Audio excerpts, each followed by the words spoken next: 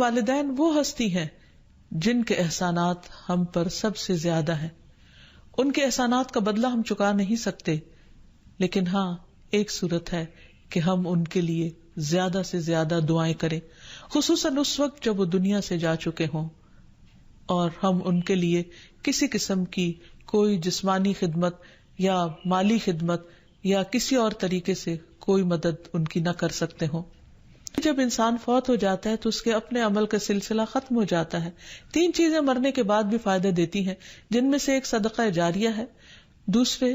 ایسا علم جو انسان اپنے پیچھے چھوڑ جائے جس سے لوگ فائدہ اٹھائیں، اور تیسرے ولد صالح یدعو لہ، نیک اولاد جو اپنے والدین کے لیے دعائیں کرے. یعنی بیٹے کی دعا یا بچوں کی دعا اپنے والدین کے حق میں قبول ہوتی ہے، اس لیے خوب خوب دعائیں کرنی چاہیے. صدقہ دیتے وقت والدین کی طرف سے یعنی ان کو ثواب پہنچانے کی نیت سے صدقہ کیا جائے. اس سلسلے میں ہم دیکھتے ہیں ایک آدمی نے نبی صلی اللہ علیہ وسلم سے عرض کیا، میرے والد فوت ہو گئے ہیں اور انہوں نے مال چھوڑا ہے لیکن وصیت نہیں کی، تو کیا میں ان کی طرف سے صدقہ کروں تو ان کے گناہ معاف کر دیے جائیں گے؟ آپ نے فرمایا ہاں. اسی طرح حضرت عائشہ سے روایت ہے کہ ایک آدمی نبی صلی اللہ علیہ وسلم کے پاس آیا اور عرض کی کہ یا رسول اللہ، میری والدہ بغیر وصیت کے فوت ہو گئی ہیں اور میرا گمان ہے کہ اگر وہ بات کرتی تو صدقہ کرتی، اگر میں ان کی طرف سے صدقہ کروں تو کیا ان کو اجر ملے گا؟ آپ نے فرمایا کہ ہاں. پھر اسی طرح والدین کے اگر روزے رہتے ہوں تو ان کے قضا روزے ادا کیے جا سکتے ہیں. اگر وہ حج نہ کر پائے ہوں تو ان کی طرف سے حج بدل کیا جا سکتا ہے، یہ ان کے لیے ایک بہت بڑا احسان ہوگا. پھر اسی طرح ان کی نظر پوری کی جا سکتی ہے کہ اگر انہوں نے زندگی میں کسی سے کوئی وعدہ کیا ہو اور وہ اسے پورا نہ کر سکے ہو، اللہ تعالیٰ کے لیے کوئی نظر مانی ہو اور اسے پورا نہ کر سکے ہو، تو اس کو ادا کر دیا جائے. والدین کے لیے دعا کرنے سے پہلے اللہ سبحانہ وتعالیٰ کی حمد و ثنا بیان کیجیے، پھر نبی صلی اللہ علیہ وسلم پر درود بھیجیے، اور پھر اپنے ماں باپ کے لیے دعائیں کیجیے، کیونکہ یہ اللہ تعالیٰ کا حکم بھی ہے، وَقُلْ رَبِّ ارْحَمْهُمَا كَمَا رَبَّيَانِي صَغِيرًا، اور آپ کہہ دیجئے اے میرے رب ان دونوں پر رحم کیجیے، یعنی والد پر بھی اور والدہ پر بھی، جیسے انہوں نے مجھے چھوٹا سا پالا تھا، بچپن میں پالا تھا، جب میں نہ خود کھا سکتا تھا نہ پی سکتا تھا اور نہ خود اپنے آپ کو صاف کر سکتا تھا، تو انہوں نے دن رات بغیر کسی وقفے کے میری خدمت کی. تو اے رب اب جب کہ وہ بڑے ہو گئے ہیں، وہ تیری رحمت کے محتاج ہیں، تو ان پر رحمت فرما اور ان کی مشکلات آسان فرما. پھر اسی طرح والدین اگر زندہ ہو تو بھی دعا کی جائے، اور اگر وہ فوت ہو جائے تو وہ اور بھی زیادہ دعاؤں کے مستحق ہو جاتے ہیں. جب برزخ میں والدین کا درجہ بڑھا دیا جاتا ہے یعنی بلند کیا جاتا ہے، تو وہ پوچھتے ہیں کہ ہمیں درجے کی یہ بلندی کیوں کر حاصل ہوئی، تو انہیں بتایا جاتا ہے کہ یہ تمہاری اولاد کی دعا کی وجہ سے.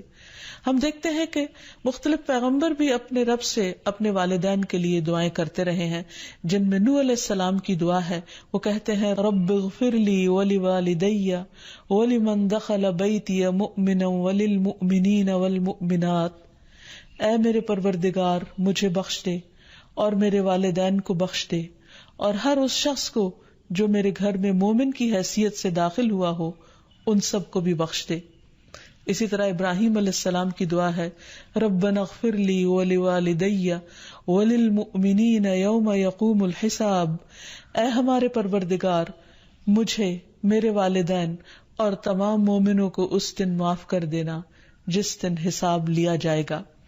پھر اسی طرح ہم دیکھتے ہیں کہ صحابہ کرام اپنے والدین کے لیے دعائیں کیا کرتے تھے، جن میں خاص طور پر حضرت ابو ہریرہ کا ذکر ملتا ہے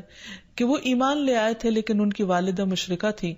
اور وہ نبی صلی اللہ علیہ وسلم کے بارے میں ایسے کلمات کہہ دیتی جس سے ان کو بہت تکلیف ہوتی.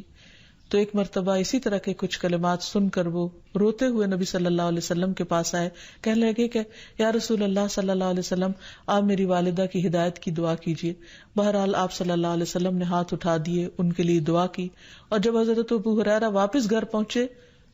تو ان کی والدہ اسلام قبول کر چکی تھی. حقیقت یہ ہے کہ والدین کے لیے خود بھی دعا کرنی چاہیے اور دوسروں سے بھی دعا کی درخواست کرنی چاہیے. حقیقت یہ ہے کہ ہم پر انسانوں میں سے سب سے بڑا احسان ہمارے والدین کا ہے. اللہ سبحانہ وتعالی نے اپنے حق کے بعد سب سے بڑا حق ہمیں والدین ہی کا بتایا ہے. والدین میں سے بھی خاص طور پر ماں کا حق ادا کرنا اور بھی زیادہ ضروری ہے، کیونکہ باپ کے مقابلے میں بچے کی پیدائش، تعلیم اور تربیت میں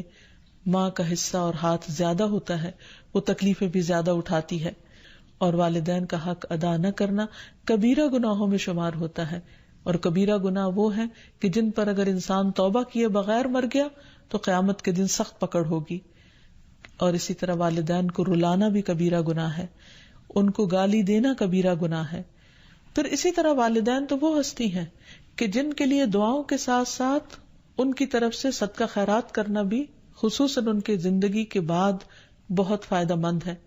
انسان کو اگر زندگی میں کچھ مشکل پیش آئے، اپنے بچوں کی طرف سے کوئی پریشانی ہو، یا اپنی صحت کی طرف سے، یا کاروبار اور روزگار میں اگر کوئی پریشانی ہو، تو اس وقت انسان کو اپنے والدین کے ساتھ حسن سلوک کرنا چاہیے. یہ ان نیکیوں میں سے ہے جس کی وجہ سے انسان کی مشکل بہت جلد حل ہو جاتی ہے. تو خلاصہ یہ ہے کہ انسان اپنے والدین کے ساتھ جو احسان کر سکتا ہے، اس میں جب وہ زندہ ہوں تو ان کا دل خوش کرے، ان کی خدمت کرے، ان پر اپنا مال خرچ کرے، ان کی اطاعت اور فرما برداری کرے، خواہ وہ اللہ کے فرما بردار ہوں یا نہ ہوں، ان کے ساتھ حسن سلوک کرتا رہے. جب وہ فوت ہو جائے تو ان کی طرف سے صدقہ خیرات کرے، والدین کے دوستوں کے ساتھ حسن سلوک کرے، اور اس کے ساتھ ساتھ ان کے لیے خوب خوب دعائیں کرے. اور خصوصاً یہ مختصر سی دعا جو اللہ سبحانہ وتعالی نے خود حکم دیا کرنے کو، رب ارحمہما کما ربیانی صغیرا، اس دعا کی خوب خوب تکرار کرے اور ان کی بخشش کی بھی دعا کرے. اور آخر میں ہم سب دعا کرتے ہیں اپنے والدین کے لیے کہ اللہ تعالیٰ ان پر اپنی رحمتیں فرمائے اور ان کو اپنا پسندیدہ بنا لے، اور اگر وہ دنیا سے جا چکے ہیں تو انہیں جنت میں اعلیٰ مقامات عطا فرمائے. وآخر دعوانا ان الحمد للہ رب العالمین. السلام علیکم ورحمۃ اللہ وبرکاتہ.